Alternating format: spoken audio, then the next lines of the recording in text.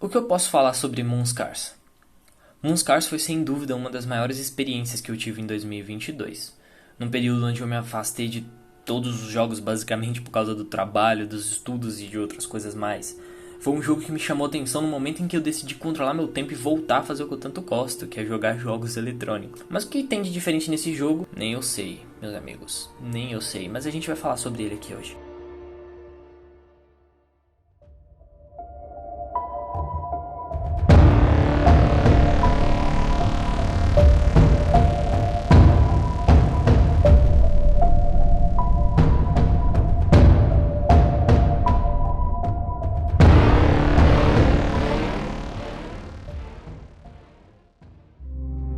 You never come to purr on my knees these days. There are so few naturally perfect things. My poor friend, you were one of them. Here I feel as lonely as only a god can be. I was rejected by those I had made. I shaped them in the image of man. Clay, bone powder, and a drop of ichor. Just that was enough to make something mad. You've been tainted too, haven't you? No, don't say a thing. They've just taken too much after humans of our darkness and malice. Now they are all cleft with it. Maybe I am a god that failed. You're trying to soothe me. See, my loyal pristines should have returned a moon ago.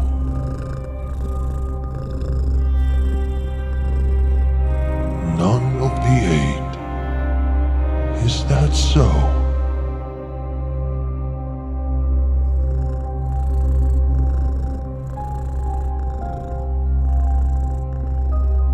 Yet Grey Irma lives. She can't be gone. As long as she lives, the communion is destined to happen. The moon will feed on them no more.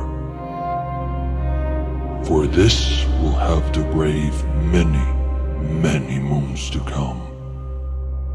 Shall we not, my friend?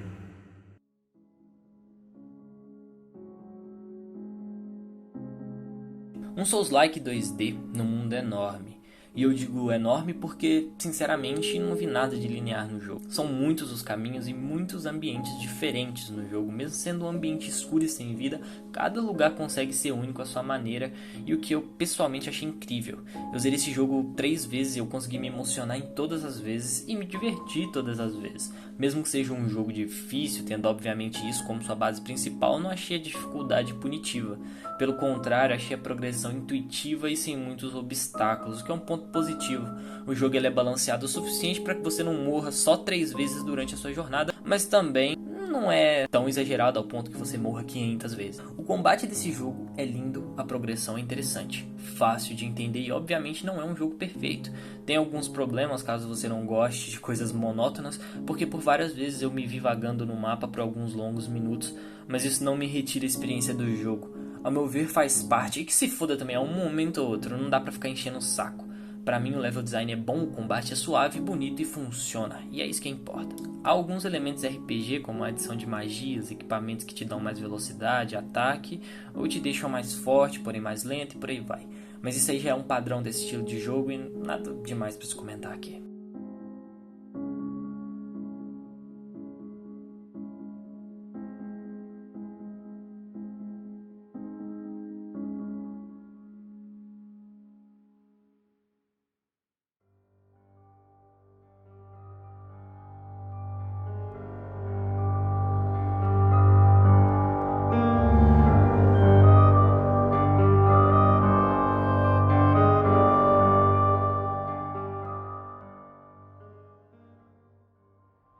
Bem, como o próprio nome diz, O mundo sublunar é a terra sob a luz da lua. A igreja da lua pregava para todos que os humanos nasceram da própria lua, dotada com a essência da alma e da vida, o Ichor. O que é muito importante ao longo do jogo, porque é literalmente o líquido da própria alma humana. Nessa terra, há muito tempo, existiu um reino comandado pelo monarca Draham, o Cruel. Na Primavera Negra, o reino foi assolado por uma terrível praga, The Children Pestilence. Eu curto muito o nome em inglês, me desculpa, tá? Eu gosto. O nome traduzido seria algo como a pestilência infantil. As mulheres perderam a capacidade de dar à luz e todas as crianças pequenas e recém-nascidas foram de comes e bebes. Sim, morreram todas e as mulheres não podiam conceber filhos. Isso é muito importante pro jogo. Logo depois dessa treta toda aí de praga, um exército de fora do reino invadiu de forma bruta e voraz devido às ações de Draham. Buscando uma solução, o rei procurou um feiticeiro que fazia milagres.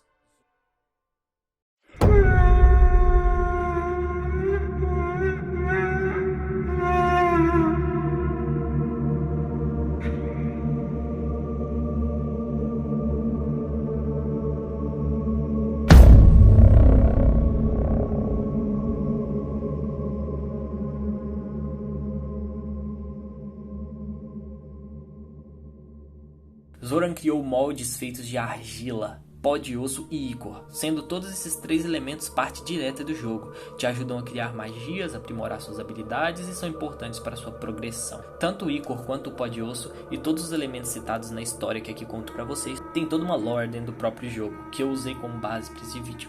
Uma das personagens mais marcantes do jogo, a Delinka, uma criança em forma, mais velha de espírito, cansada de suas experiências, irmã de Grey Irma, nossa protagonista, é justamente um molde da filha perdida de Zoran, o escultor. A Delinka é importante, pois, a partir do seu próprio pedido, Zoran animou os nascidos do barro a fim de criar um exército para o rei, usando o pó de osso vindo das crianças mortas do reino.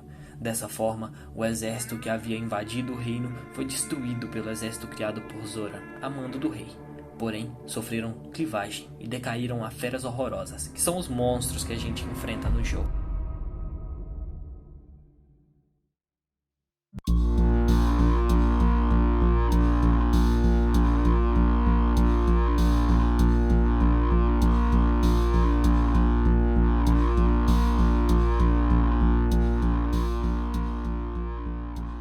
Zoran planejou o nascimento dos Pristinos, pegando 4 humanos nobres, sobreviventes da guerra. Zoran criou os Nascidos do Barro, em sua imagem viva. 8 Pristines, 4 humanos e 4 nascidos do barro. Explicando de melhor forma, são 4 humanos sobreviventes da guerra que têm 4 nascidos do barro, que são suas contrapartes. Por exemplo, a protagonista Grey Irma tem a Red Irma, que é a sua contraparte humana.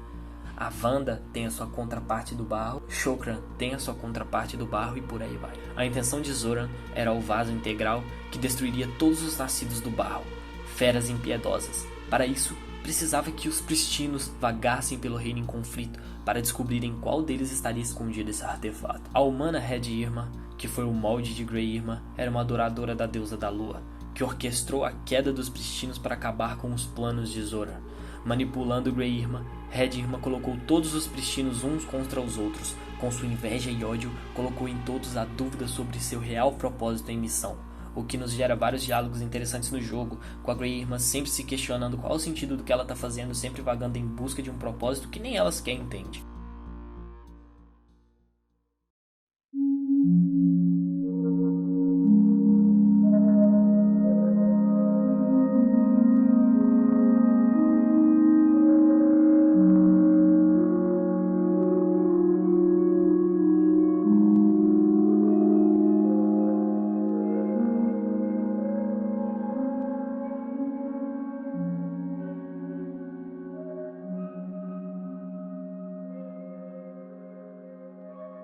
Red Irma causou dano a Grey Irma.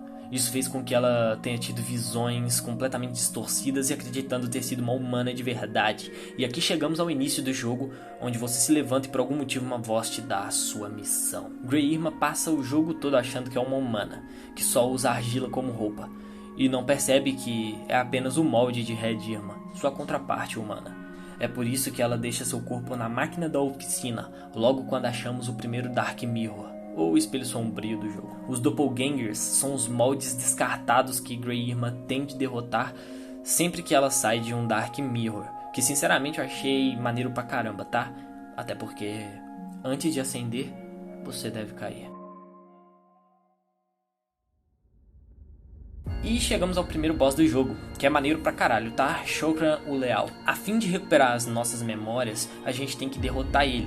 Porém, a gente descobre que o Zora mentiu ao dizer que os pristinos, que são os nossos irmãos nascidos do barro, eram imunes à loucura da clivagem, que é o que torna os nascidos do barro loucos e monstruosos, né? Que a gente passa o jogo todo enfrentando eles no meio. E é por isso que Shokran se tornou um monstro nascido do barro e temos que matá-lo.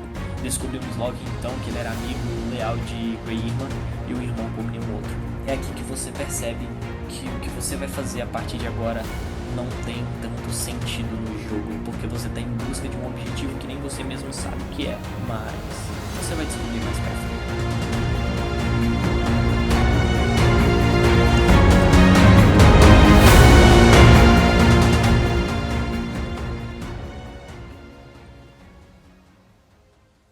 Wanda matou sua contraparte humana e diz ter encontrado o vaso integral. E é claro, mais uma vez, a gente tem que cortar sangue do nosso sangue. Esse sangue do nosso sangue é só uma frase que eu achei maneira, tá? Até porque são nascidos do barro, não é assim que funciona. Mas eu achei legal pôr isso aqui, então é isso. Wanda cai perante a ambição de Greymar e uma das melhores batalhas do jogo. Essa parte é simplesmente impecável, tá? Eu amei essa luta, é muito foda. A trilha sonora que toca de fundo, os poderes da Wanda que ela usa nessa parte, eu achei simplesmente sensacional.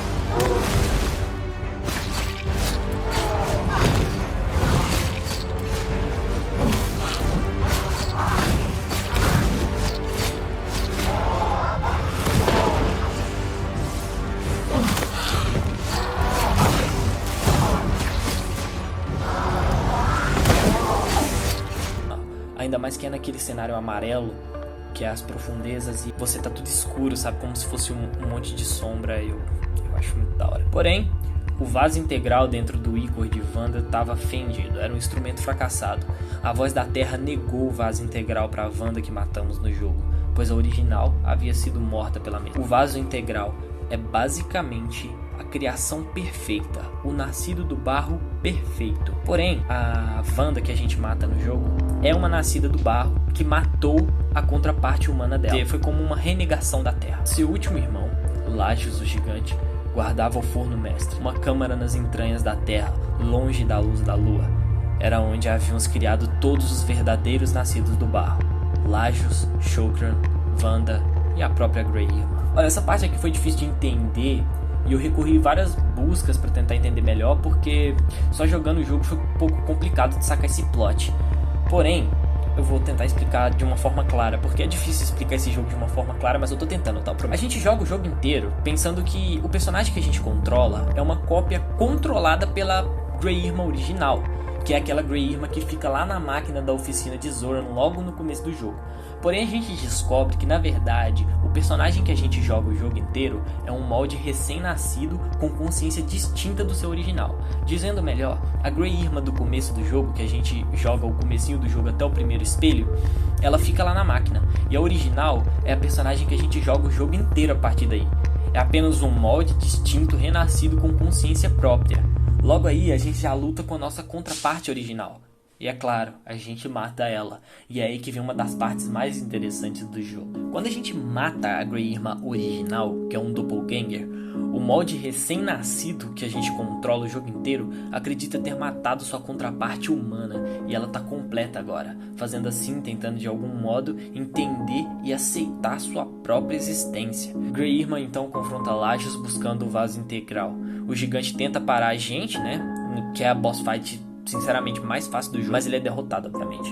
E não me entendam mal, tá? Não é porque é fácil que é ruim, porque é uma batalha maneira demais. O Lajos fica no escuro, é uma parada bem dark, achei muito legal a luta, ele fica só batendo com as mãos, acho muito foda, tá? Acho muito foda. Após matar Lajos, a Greymar percebe então que sua contraparte humana, Red Irma, foi a verdadeira traidora, que arquitetou a queda dos pristinos, manipulou a Greymar original, colocando-a contra todos os seus irmãos antes de separar a Greymar e deixá-la para a morte. Com toda a fúria e sede de vingança, subimos até a torre mais alta do castelo, em um dos momentos mais legais do jogo. É muito lindo e triste ao mesmo tempo. Subir Subimos até o ponto mais alto e Red Irmã nos conta toda a verdade.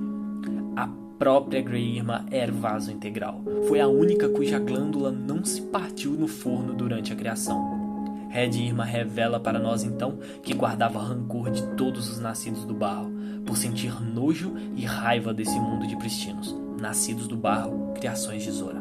E por isso havia jogado uns contra os outros para a destruição final. Nós então temos a boss fight mais memorável desse jogo, é simplesmente lindo.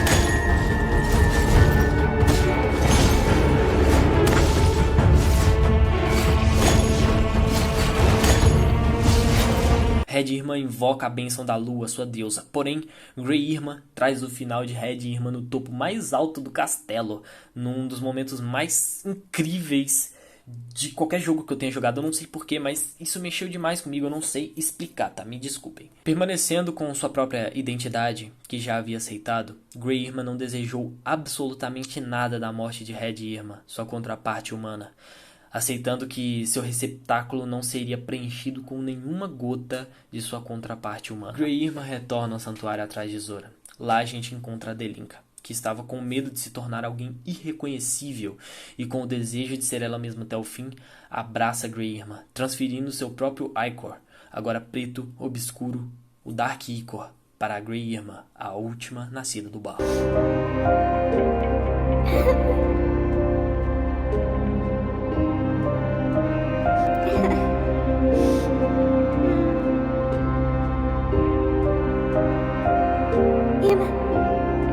You can keep me safe.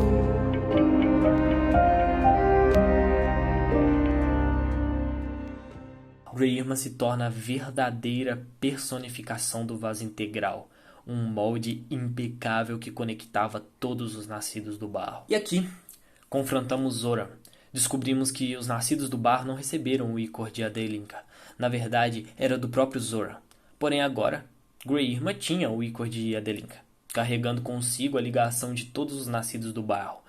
Zoran queria que Grey Irmã fosse criação de sua vontade e o ajudasse a unir todas as suas criações. Agora que era o molde perfeito, isso impediria que virassem monstros loucos. Porém, é nesse ponto que a história de Moonscars me fez ficar apaixonado.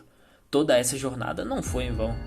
Grey Irmã rejeita o pedido de Zoran, pois acreditava que todas as suas experiências, conquistas, fracassos, cicatrizes e limitações era o que a definia, o que a fazia real.